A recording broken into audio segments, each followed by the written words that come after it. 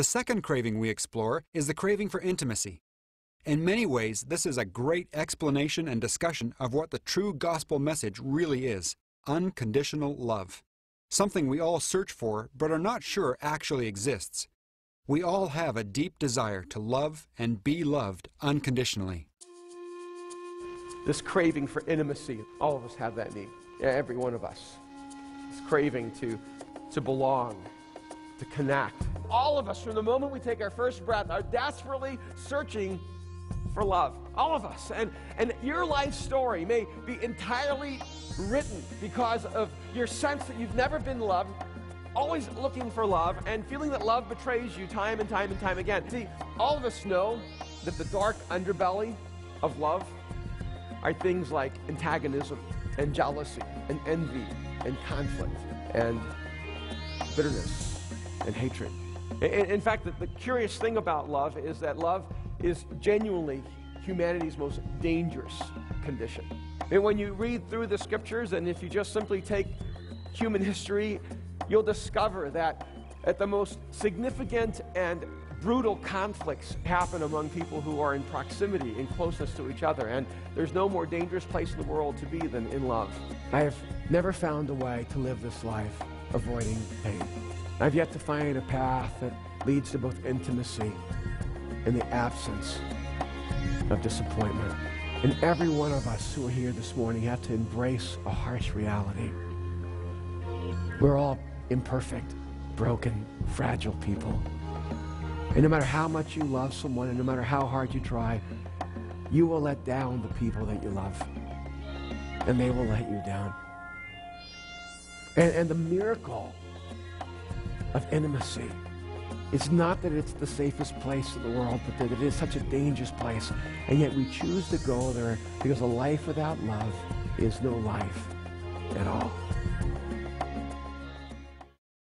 Starting on page 25 of the booklet, we read, "I'm often accused of being irreligious.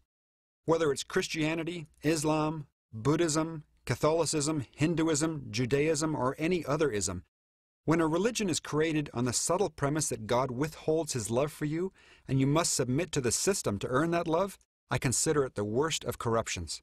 But again, these traps only work because of two things. We long for love, and we are convinced that all love is conditional.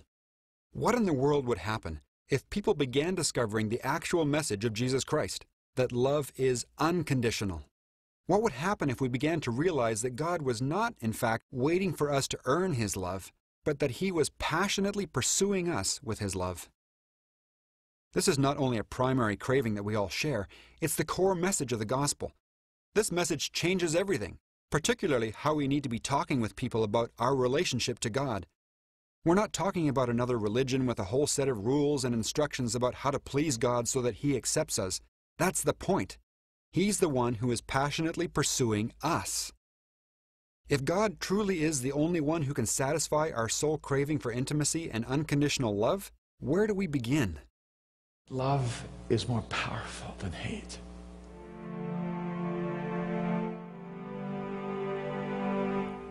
And now, no matter what you have been through, no matter how deeply you've been wounded or hurt or betrayed, there is a God who passionately loves you. See, love moves God to you. And really, in the sense, only love can move you to God. Because John says it right. We love God because he first loved us. But the proof of God's love is that he's come for you and for me. If we invite him into our lives, we will not only live in the presence of God, but we will live in the presence of love, and we will now be at the tap of the source of love. And love will erupt in your soul, and you will be an instrument of love. And there's nothing that this world needs more than you and me, changed by love. On page 28 and 29, Erwin shares the story of courting his wife, Kim. He was trying to communicate the core message of the gospel to a group of Muslims, and he explained how he spent time pursuing Kim with his love. Over a period of time, he repeatedly came to Kim and asked her to marry him, getting rejected each time. Finally, his love for her won through, and she said yes. Erwin's point was that this is the true gospel message. God didn't have someone else stand in for him. He came himself, because in issues of love, you just can't have someone else stand in for you. This is the gospel. God is pursuing you. He came in the person of Jesus Christ. No one else is coming. Do we really understand this unconditional love?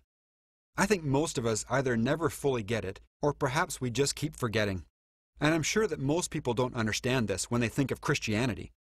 It just sounds like another religion with a different set of rules. Take some time in your groups to talk through the significance of this unconditional love. Is it something we truly understand? Use one or two of the discussion questions to prompt some discussion about this. How would this change our conversations with people who are on their own spiritual journey?